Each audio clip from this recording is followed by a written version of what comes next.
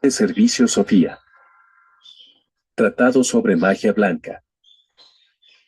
Por el maestro tibetano Dhval Khul. Alice A. Bailey. La gran invocación. Desde el punto de luz en la mente de Dios. Que afluya luz a las mentes de los hombres. Que la luz descienda a la tierra. Desde el punto de amor en el corazón de Dios. Que afluya amor a los corazones de los hombres. Que Cristo retorne a la tierra. Desde el centro donde la voluntad de Dios es conocida. Que el propósito guíe a las pequeñas voluntades de los hombres. El propósito que los maestros conocen y sirven. Desde el centro que llamamos la raza de los hombres. Que se realice el plan de amor y de luz. Y selle la puerta donde se halla el mal. Que la luz, el amor y el poder restablezcan el plan en la tierra.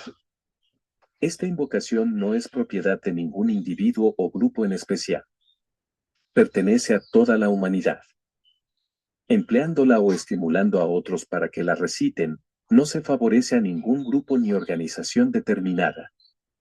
La belleza y la fuerza de esta invocación reside en su sencillez y en que expresa ciertas verdades esenciales que todos los hombres aceptan innata y normalmente. La verdad de la existencia de una inteligencia básica a la que vagamente damos el nombre de Dios. La verdad de que detrás de las apariencias externas el amor es el poder motivador del universo. La verdad de que vino a la tierra una gran individualidad llamada el Cristo por los cristianos, que encarnó ese amor para que pudiéramos comprenderlo, la verdad de que el amor y la inteligencia son consecuencia de la voluntad de Dios, y finalmente de que el plan divino solo puede desarrollarse a través de la humanidad misma.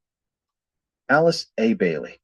Todas las actividades de la Unidad de Servicio Sofía son sin fines de lucro. Su objetivo es difundir la lectura a través de videograbaciones. 2. Por la comprensión directa de lo que está en juego y la conciencia de que, para un alumno del maestro, nada sucede si no es para acrecentar el conocimiento, el desarrollo y una mayor utilidad en el servicio.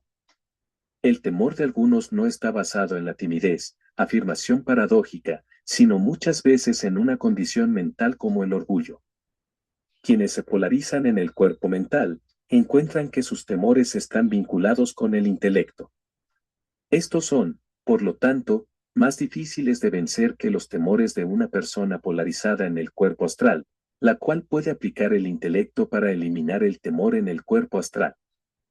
Los tipos mentales tienen que apelar directamente al ego, porque siempre hay que recurrir a lo superior para entenderse con lo inferior. De allí la necesidad de mantener siempre abierto el canal. No traten de aniquilar el temor.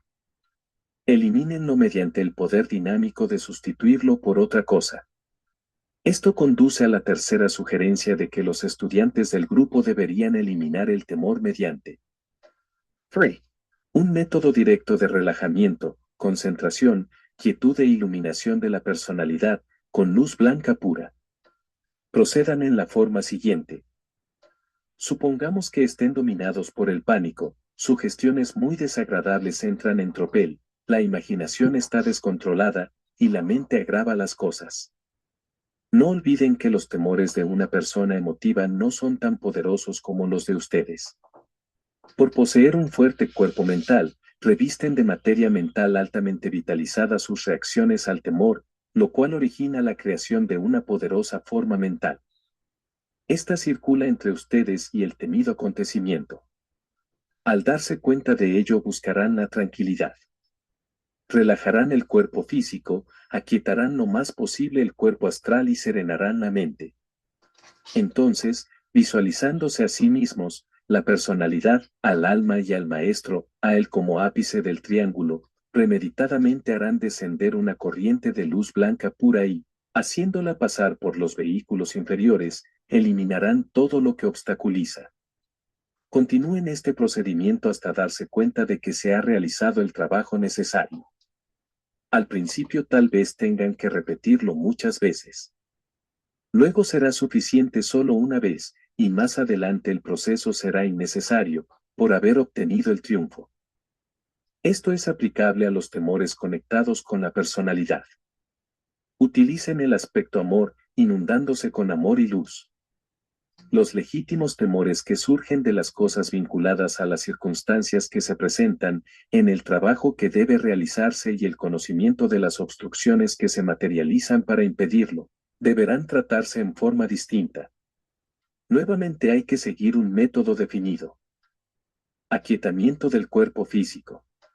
Aquietamiento del cuerpo astral por inhibición temporaria. Vinculación con el ego y razonamiento definido sobre el correcto método de proceder para enfrentar la dificultad.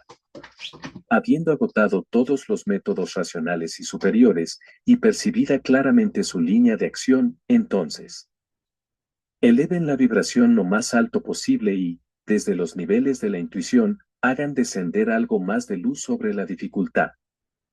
Si su facultad de intuición y razonamiento produce armonía y muestra la solución, entonces continúen. Saben, como un hecho oculto más allá de toda controversia, que nada puede suceder si no es para bien. Pueden tener seguridad de que serán guiados, y quien ve el fin desde el principio no comete errores. Otros tipos de temor, con los cuales los estudiantes hacen contacto cada vez más, a medida que acrecientan su fortaleza y utilidad en el servicio, están basados en la comprensión de las fuerzas que actúan en contra del plan y obstaculizan el trabajo. Habrá ataques ocultos y poderes de la misma naturaleza, que militan contra el aspirante, podrán hacer sentir su poder en uno u otro de los vehículos y, en muy raros casos, en todos simultáneamente, cuando el aspirante es bastante importante.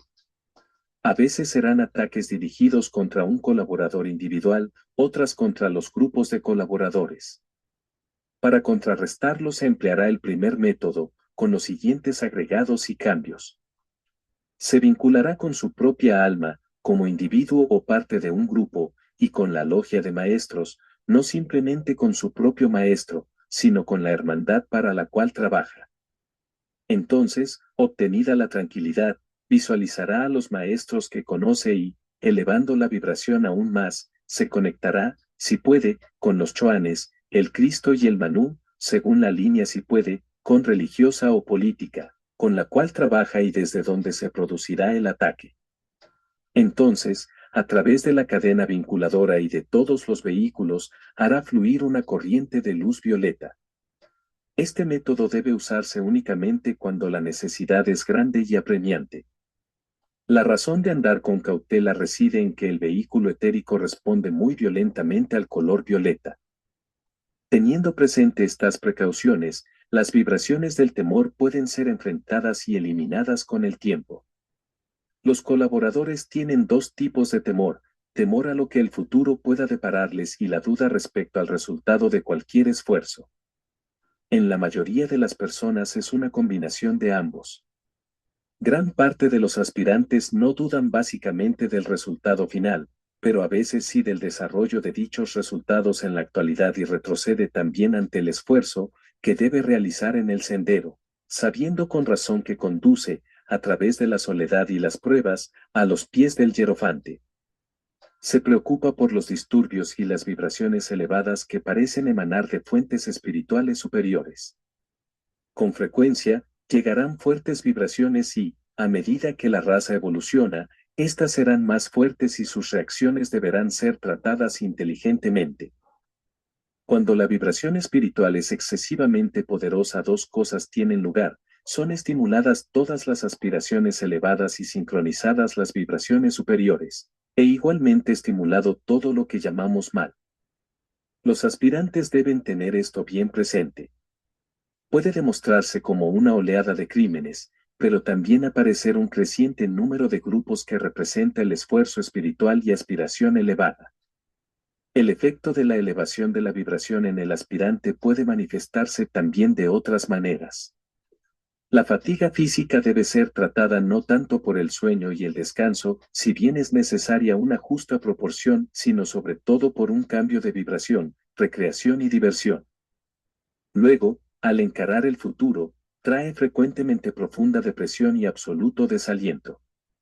No obstante, enfrenten ese futuro y recuerden que lo que éste reserva no nos es revelado, sino que la alegría renace por la mañana. Ello trae como resultado una sensibilidad del cuerpo astral que es, quizás, aún más difícil de soportar. Esto tendrá que ser tratado por el individuo, de la mejor manera posible, teniendo en cuenta las sugerencias dadas. Trae también como resultado la estimulación permanente de los átomos en los diferentes vehículos y su vibración coherente y estabilizada. Lo eleva un poco más cerca de la meta, aunque tal vez el aspirante no lo perciba. Todo se supedita a la capacidad del estudiante para captar el significado interno de los acontecimientos.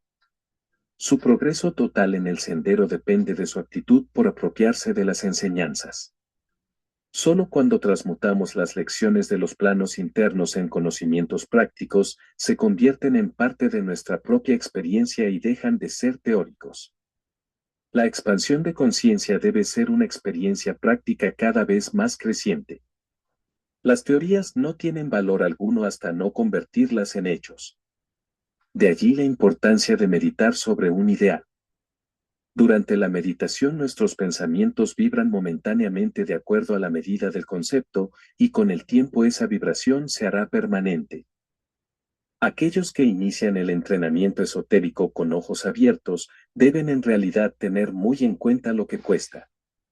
La compensación final es grande, pero el sendero es áspero y el verdadero esoterista lo recorre solo. La capacidad de mantenerse aislado, de asumir responsabilidad y luego, sin ayuda, valerse por sí mismo y desafiar el mal por amor al bien logrado, es la característica del hermano blanco. Prepárense para enfrentar la soledad, para evitar los peligros de la formación de un carácter ofuscado y sombrío y para dedicar la vida sin recompensas personales.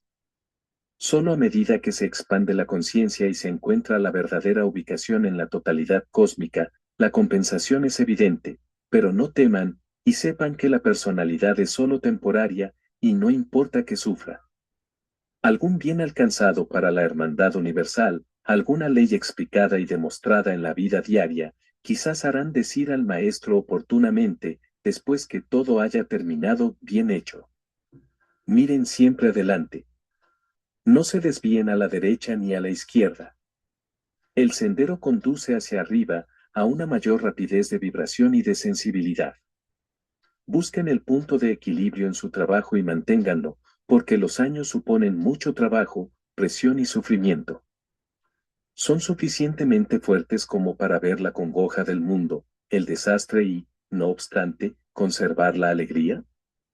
Pueden asociarse en el trabajo de acrecentar la evolución de la raza y darse cuenta de que son necesarias la dificultad y la disciplina y, sin embargo, no hacer nada para aliviar el sufrimiento. Almas seleccionadas y probadas están siendo entrenadas hoy, en todas partes del mundo. Los maestros están abrumados y sobrecargados de trabajo. Dan todo lo que pueden, pero del aspirante individual dependen el empleo de lo que se le da.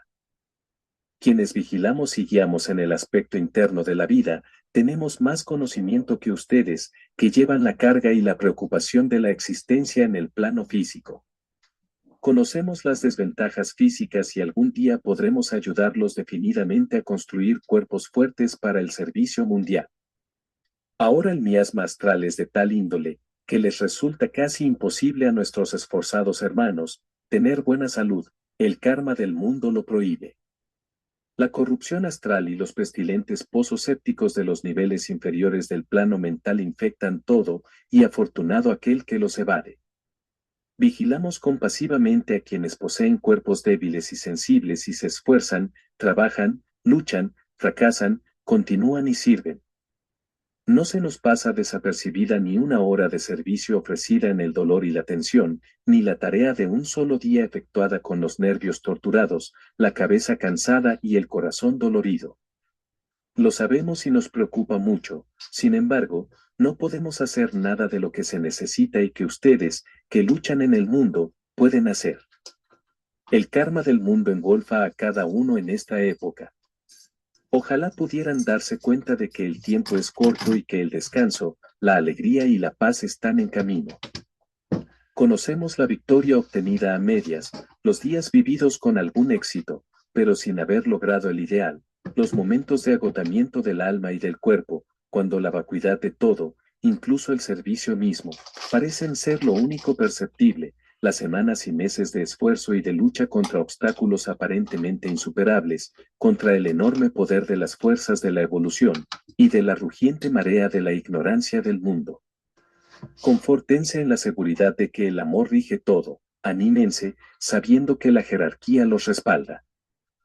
Aquellos que deben enseñar al mundo algo más respecto a los maestros y se están entrenando para ser puntos focales de contacto, son sometidos a una disciplina sumamente drástica. Son probados en toda forma y enseñados a través de experiencias muy amargas. Aprenden a no dar importancia al hecho de no ser reconocidos. Se entrenan a no juzgar por las apariencias, sino por la visión interna.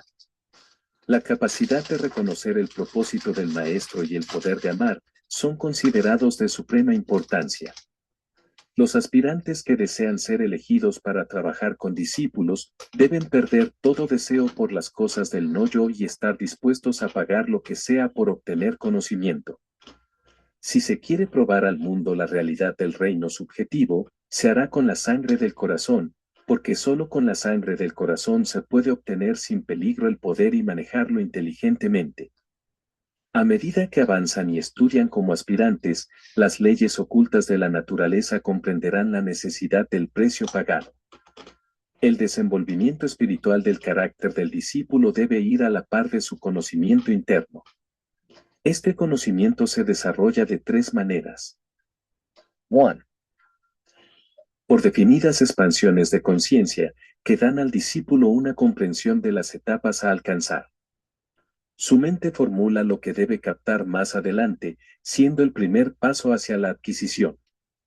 Un aspirante es llevado en forma definida a los planos internos y un chela más avanzado le indica el trabajo a realizar, algo así como cuando un instructor indica a su alumno la lección a aprender. 2. El próximo paso consiste en dominar la lección y desarrollar, por la meditación y el experimento, las verdades percibidas. Este es un procedimiento largo, porque todo debe ser asimilado y constituye parte integrante del yo del discípulo, antes de poder continuar. Es similar al planteo de un problema de aritmética, que debe seguirse, guarismo por guarismo, línea por línea, hasta obtener la solución. Este trabajo se efectúa tanto en los planos internos como en el físico. En el aula del aprendizaje se lo instruye al alumno todas las noches durante un breve periodo, antes de realizar cualquier trabajo servicial. Estas enseñanzas las trae a la conciencia de su cerebro físico en forma de un profundo interés por ciertos temas y como una acrecentada aptitud para pensar concreta y abstractamente en los diversos asuntos esotéricos que ocupan su atención. Intenta experimentar y prueba distintos métodos para estudiar las leyes, y en el transcurso del tiempo obtiene para él valiosos resultados. Pasa el tiempo, y a medida que adquiere mayor conocimiento, este se sintetiza, quedando preparado para enseñar e impartir a otros el remanente del conocimiento, del cual está seguro. 3. Al enseñar a otros se obtiene más conocimiento. La definición de la verdad en la enseñanza cristaliza los hechos aprendidos y, en el juego con las otras mentes, las vibraciones propias del aspirante se sintonizan con planos cada vez más elevados, afluyendo nuevas intuiciones y nuevas verdades. Cuando ha dominado de esta manera una lección, prepara otra, y cuando el estudiante sabe una determinada serie de lecciones, se gradúa y recibe una iniciación. El grupo que él instruye se beneficia por el paso dado, porque cada discípulo lleva consigo, en forma peculiar e indefinida, a quienes instruye. El beneficio sobre una unidad repercute en el conjunto. En forma similar el maestro lleva consigo a sus discípulos hacia adelante y hacia arriba. El tema es abstruso y en gran parte constituye uno de los secretos de la ley de expansión vibratoria. La iniciación del Logos tiene efecto universal. Es correcta la presunción de que el sendero de probación corresponde a las últimas etapas del periodo de gestación. La primera iniciación, que en el Nuevo Testamento se llama el niño en Cristo, comienza con el peregrinaje en el sendero. La primera iniciación representa simplemente el comienzo.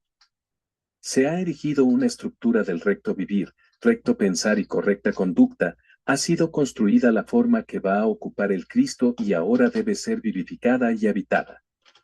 La vida crística penetra y la forma vive. He aquí la diferencia entre teoría y convertir esa teoría en parte de uno mismo. Se podrá tener un cuadro o imagen perfecto, pero carece de vida. Podrá haber una persona que haya modelado su vida sobre lo divino hasta donde le ha sido posible. Habrá obtenido una semejanza, pero le falta algo. ¿Qué es ese algo? La manifestación del Cristo que en ella mora. El germen ha estado allí, pero adormecido. Ahora lo nutre y trae a la existencia y pasa la primera iniciación. Entonces queda mucho por hacer. La analogía es completa. El discípulo Jesús después del nacimiento, estuvo muchos años antes de recibir el bautismo. Las 3 iniciaciones restantes las recibió en 3 años. La misma situación impera en el aspirante al sendero. La segunda iniciación marca la crisis del control del cuerpo astral. Después del bautismo faltan las 3 tentaciones, que demuestran el control completo de los 3 vehículos inferiores. Luego viene la transfiguración, seguida del conocimiento del futuro y de la total autornegación. Por lo tanto, tenemos 1. El momento de concepción, la individualización. 2. Los 9 meses de gestación, la rueda de la vida. 3. La primera iniciación, la hora del nacimiento.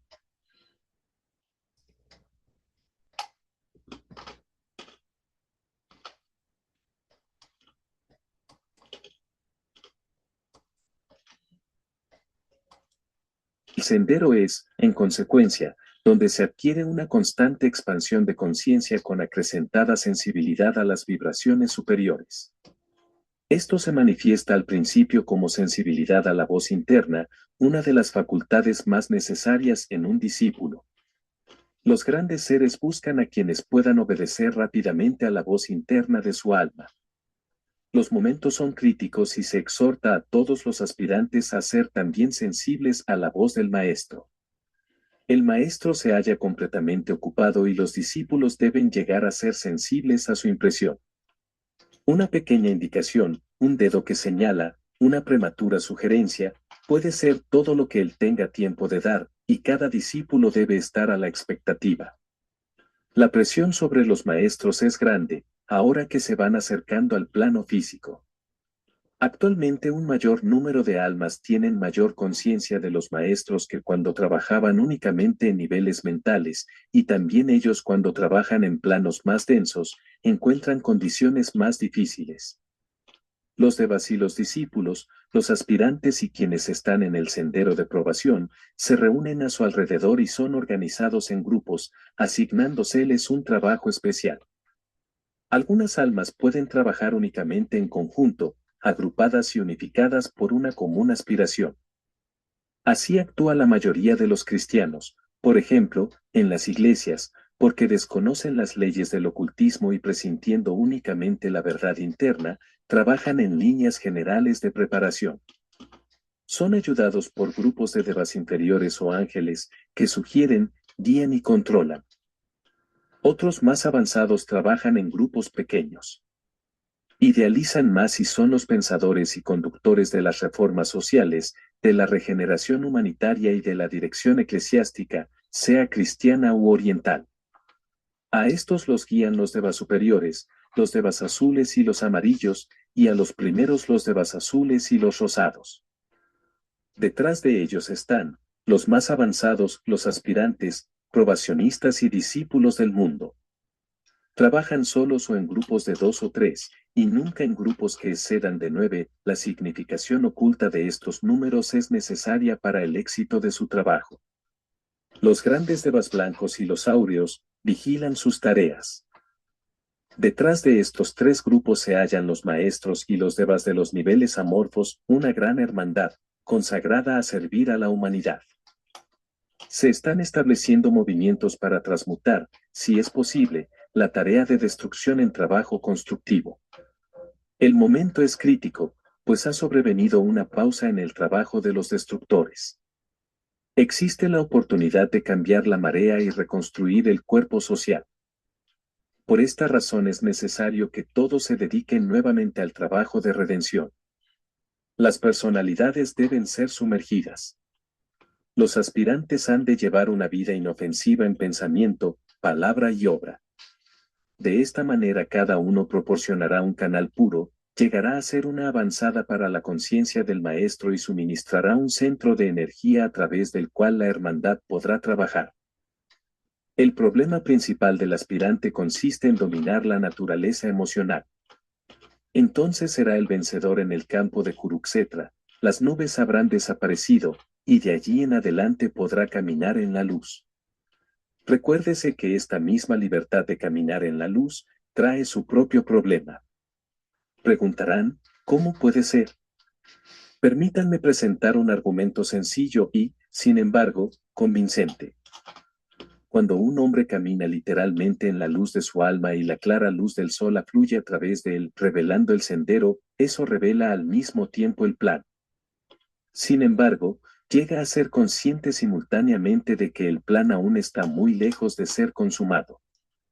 Lo oscuro, en verdad, se hace más evidente, el caos, la miseria y el fracaso de los grupos mundiales quedan revelados, se observa la impureza y el polvo de las fuerzas que guerrean, y todo el sufrimiento del mundo pesa sobre el asombrado, pero iluminado aspirante.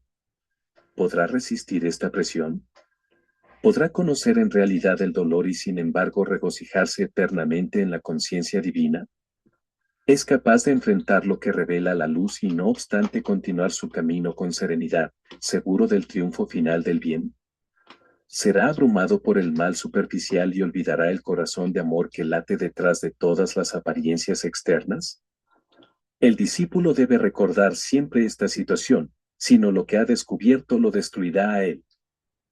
Pero con el advenimiento de la luz se hace consciente de una, para él, nueva forma de energía. Aprende a trabajar en un nuevo campo de oportunidades. El reino de la mente se abre ante él y descubre que puede diferenciar entre la naturaleza emocional y la mental. También descubre que se puede obligar a la mente a asumir la posición de controladora, y que las fuerzas sensorias responden, obedeciendo a las energías mentales. La luz de la razón produce esto, luz siempre presente en el hombre, pero solo significativa y poderosa cuando es vista y conocida, sea fenoménica o intuitivamente.